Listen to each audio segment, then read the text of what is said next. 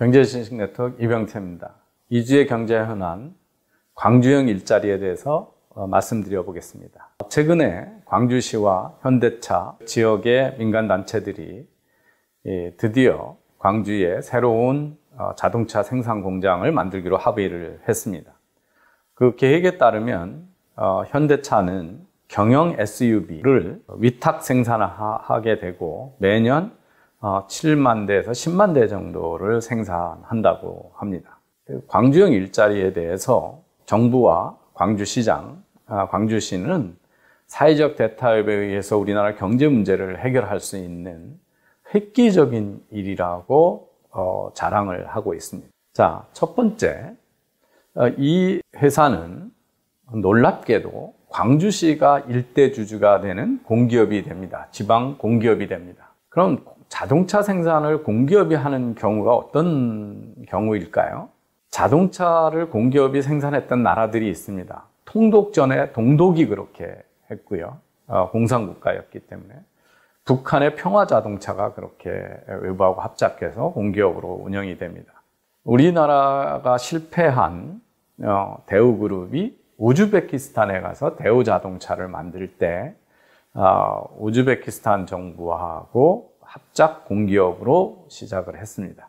왜냐하면 우즈베키스탄에는 개발도상국이고 빈곤한 국가이기 때문에 자동차 공장을 세울 수 있는 민간 자본이 없었기 때문입니다. 어떤 사업을 공기업이 해야 되는가를 보면 전 국민을 위해서 수요 및 가격 통제가 필요한 산업이 있죠. 우리나라가 석유공사, 가스공사가 그런 겁니다. 석유공사가 석유를 잘 사놓고 비축해 있다가 유가가 너무 올라가면 우리나라 경제에 미치는 영향이 크기 때문에 비축했던 석유를 풀어서 가격을 안정을 가하게 되고 도시가스도 마찬가지입니다. 그 다음에 이제 시장에서는 공급이 잘 안 되는 사업성이 없는 소위 시장이 실패하는 사회 인프라 사업들이 그렇죠. 도로공사, 철도공사가 그렇습니다. 그 다음에 뭐 안보나 이런 데 중요한 산업 같으면 공기업이 해야 되겠죠, 정부가. 그런데 우리나라는 이미 자동차 생산에서 전 세계에서 5위서부터 시작해서 최근에 밀려서 이제 7위가 됐지만 자동차 생산을 민간 기업이 어마어마하게 잘하고 있는 나라고 또 우리나라의 현대 기아차는 전 세계에다가 공장을 짓고 있는데 왜 돌연 갑자기 완성차를 이 공기업에서 해야 되느냐 하는 의문이 쌓입니다. 이거는 그 정부나 지방자치대가 해서는 안 되는 공기업을 만든다는 첫 번째 문제가 있습니다. 두 번째는 이 계획이 얼마나 현실적이냐 하는 겁니다. 경차를 연간 10만 대 한다고 그러는데 경차의 2018년 전체 우리나라 수요는 12만 7천 대밖에 안 됩니다. 그렇다는 얘기는 경차 수요의 80%를 현대차가 다 독점을 해서 이 공장에다 줘야만 이게 가능하다는 얘기가 되고요.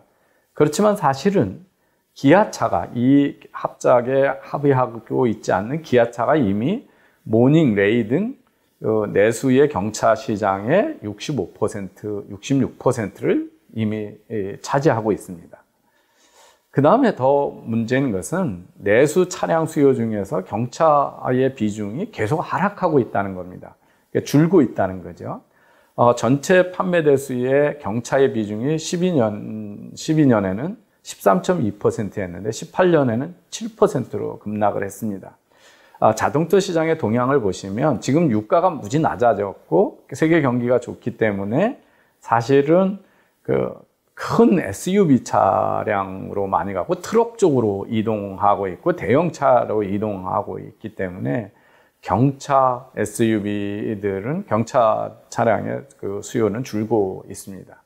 그래서 수요도 분명하지 않다라는 걸 알 수가 있습니다. 그러면 국내 수요가 없으면 이 회사가 생산하려면 해외 수출을 해야 되는데 현대차는 이런 경차를 인도 또는 해외 공장에서 이미 많이 생산하고 있습니다. 자, 그러면 이게 정부가 얘기하는 대로 세 번째, 이게 해외에 있는 자동차 공장이 되돌아올 수 있는 우리나라에서 자동차 완성됐어요. 공장을 만드니까 성공해서 다른 회사들도 제조업 회사들도 국내에다 공장을 막 만들 수 있는 새로운 전기가 되는 획기적인 사업이냐를 한번 따져볼 필요가 있습니다.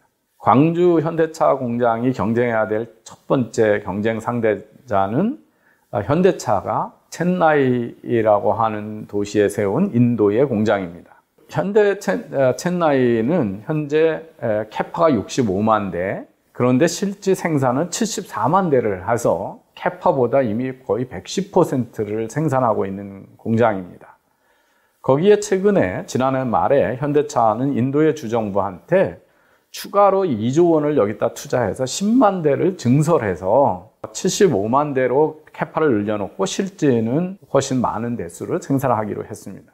또 기아차가 인도에다가 안드라프라데시주라고 하는데 그 주위에 안난타푸르라고 하는 데다가 공장을 지어서 30만 대의 새로운 공장을 만들기로 해서 현대기아차에서 인도에서 연간 100만 대의 차량을 생산하는 것을 투자를 지금 하고 있습니다. 근데 문제는 이 인도의 근로자들의 임금 수준이 한국의 16%에 불과하다는 겁니다. 그럼 두 가지 면에서 절대적으로 광주형 공장은 경쟁할 수가 없습니다. 인건비를 현대기아차의 평균 인건비의 반이라고 그러는데 광주가 반 수준이라고 그러는데 반이지 않습니다. 초급으로 비교하면 4,800만 원인데 3,000만 원 정도이기 때문에 거의 70%가 넘는데 그 인도 공장은 16%고, 그리고 이 공장은 규모의 경제가 되게 중요합니다. 그래서 설비를 해놓고 같은 설비에서 100만 대를 만들 때하고 10만 대를 만들 때의 원가가 워낙 다르기 때문에 그 10만 대 수준 가지고 100만 대를 만드는 인도 공장하고 가격 경쟁력이 생길 수가 없고 규모의 경제에서 경쟁이 안 되는 거죠. 그래서 이 광주형 공장이 외국에 있는 인도의 생산량을 가져올 가능성은 없다. 그리고 경쟁력도 없다는 걸 볼 수가 있습니다. 네 번째, 이 광주형 일자리의 문제는 현대차가 지배권을 갖는 자회사가 아니라는 겁니다. 전체 사업비가 7천억이라고 돼 있고 자본금을 2,800억을 예상하고 있습니다. 그중에 광주시가 590억 내에서 21%의 지분을 가지고 현대차가 530억을 내서 19%의 지분을 갖는 것으로 돼 있습니다.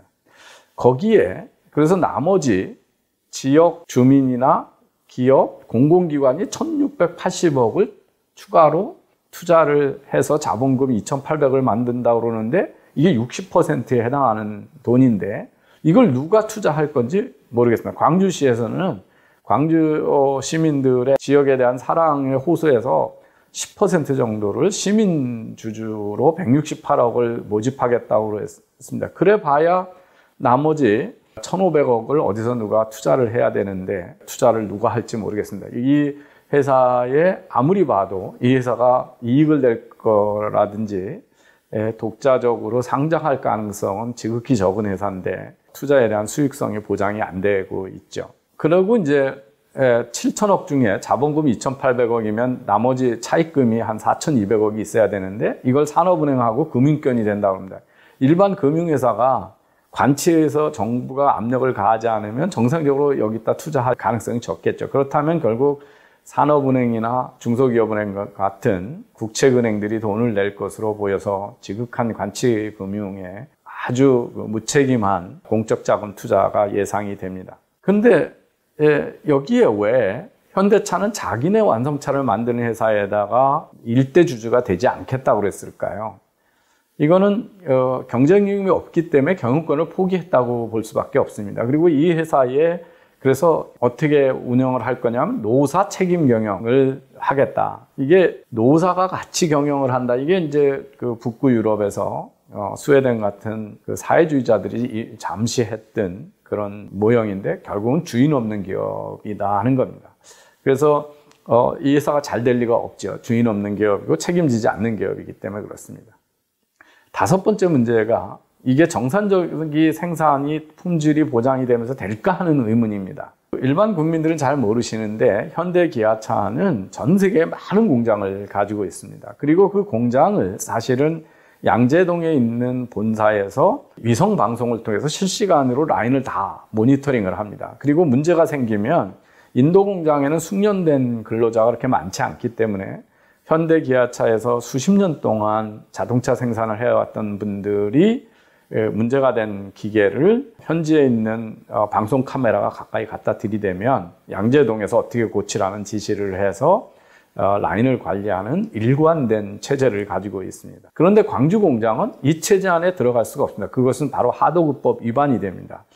자기 공장도 아닌데 위탁 생산하는 별도 회사의 생산 공정을 직접 내가 컨트롤하면 우리나라의 하도급법 위반이 되죠. 그러면 거기서 알아서 해야 되는데 광주시 공무원이 일대주주니까 어떤 사람을 영입할지 모르겠지만 이 전문성이 없는 경영체제가 품질밀 공정관리를 하는 비전문 기업의 제품을 일반 소비자들이 잘 사주겠느냐. 과연 얼마나 이걸 싸게 팔 건데, 싸게 팔면 광주형 공장은 투자된 금액에 비해서 이익을 낼 수가 없는 거고, 여간 싸지 않으면 일반 국민들이 광주형 공장에서 만드는 차를 사겠느냐 하는 문제가 있습니다. 그 다음에 더 큰 문제는 소위 사회임금이라고 그래서 광주 공장에 들어가는 직원들은 급여는 적지만 광주시가 간접적인 방법으로 보상을 더해줘서 3,000만 원하고 4,800만 원이면 나머지 1,800만 원에 해당하는 차이를 현대차 직원들에게 차이를 광주시가 주택 지원이나 자녀 교육 지원 등으로 채워주겠다는 겁니다. 결국은 그 국민 세금으로 민간 기업의 자동차를 생산하는 하청 기업의 직원들의 급여를 간접적으로 주는 것이 옳으냐는 겁니다. 만약 이게 일반화되면 어떤 공장, 어떤 회사의 사람들이 자체적으로 벌어돈 주고 월급을 주려고 그러겠습니까? 전부 이런 광주형 공장을 만들어서 임금을 자기는 조금 주고 나머지는 지자체가 부담하게 하는 걸로 해서 기업의 도덕적 해이, 모랄 해저들을 야기하게 되겠죠. 그 다음에 형평성 문제도 생각해 볼 수가 있습니다. 광주형 공장, 광주형 일자리의 현대자동차의 위탁 생산에 들어가서 받는 월급은 우리나라에서 꽤 좋은 월급입니다. 그런데 그거보다 못한 자영업이나 영세기업의 취업자들은 왜 사회적 임금을 안 주냐 하는 거죠. 그런 문제가 있습니다. 그리고 적정임금하고 적정하청 제품 가격을 주겠다고 그러는데 적정임금을 누가 합의하느냐 하는 문제도 있습니다. 7번째는 이 타협안이 이번 정부가 지금까지 대기업을 비난했던 것들을 다 뒤집는 내로남불의 극치라고 하는 것입니다. 이번 정부는 얼마 전만 해도 어떻게 했습니까? 그 화력발전소의 하청기업의 직원이 사고로 죽으니까 위험의 외주화라고 그래서 생산을 하청하는 것들을 되게 비난하면서 정직원으로 내부 직원으로 바꾸라고 해서 그렇게 조치를 취하지 않았습니까? 그런데 왜 현대차는 다 지금 정직원으로 자기 직원에서 생산하고 있는데 갑자기 외주 생산 기업을 만들어서 위험을 외주화하는 게 되죠. 그 다음에 대기업들한테 지금까지 하청기업을 착취해서 돈을 벌고 있다라고 하면서 하청단가 후려치기를 한다고 그랬는데 현대자동차에 근무하는 사람들은 8,9천만 원 받는데 광주 현대차 위탁 공장에 있는 사람들은 4천만 원대의 월급을 받냐. 그럼 동일 노동 동일 임금의 원칙을 노동법에다 개정하겠다고 했던 자기들이 지금까지 했던 이야기는 다 어디 간 거냐 하는 거죠. 그리고 이거는 구조적으로 하청단가 후려치기를 하겠다고 하는 거가 되는 거죠. 세 번째는 대기업이 이익이 남고 전 세계에서 돈 버는 거로 자기 급여 주는데 왜 광주에다만 일자리를 만들어서 대기업한테 지금 기존 근로자보다 훨씬 싸게 생산하게 하는 혜택을 현대차한테 주느냐. 그러면 대기업 중심 정책 해왔고 그게 잘못됐다라고 하고 욕해왔던 지금까지 얘기들은 다 뭐가 되느냐 해서 이 세 가지 관점에서 봐도 이번 정책은 지금까지 대기업 비난이 잘못됐거나 아니면 내가 하면 괜찮고 남이 한 건 잘못됐다라는 내로남불의 극치를 보여주고 있다는 겁니다. 8번째, 이게 과연 사회적 대타협이냐 하는 겁니다. 여기서 돈을 대고 손실이 나면 돈을 댈 사람은, 손해를 볼 사람은 국민입니다. 세금에서 물어줘야 되니까. 근데 국민은 협상 대상자가 아니죠. 그 다음에 여기 합의 중에 하나는 공장이 일정 정도에 오를 때까지는 파업이나 쟁의를 안 하고 안정적으로 운영한다라고 그러는데 파업과 쟁의는 노동법의 기본 권리이기도 하지만 그 노조와 노동자는 아직 생기지도 않았기 때문에 들어있지 않은 거죠. 그래서 정치인들은 일자리 만들었다고 좋아하고, 거기 시민단체들도 마찬가지고, 현대차는 뭐 잘 되면 좋고 안 되면 530억 날리면 되는 정도니까 이건 사회적 대타협은 돈을 지불할 상대자는 아니고 생색낼 사람들만 하는 타협 아니다 하는 거에 대해서 이게 사회적 대타협이라는 말도 맞지 않다는 얘기를 합니다. 그럼 마지막으로 그럼 현대차는 이런 엉터리에 왜 동의를 했느냐 하는 문제를 생각해 볼 수 있습니다. 저는 사적으로 아주 오래전부터 광주에서 광주형 자동차를 만들자는 압력에 대해서 되게 부담을 느끼고 불평을 얘기하는 현대차 임원들을 자주 만나왔습니다.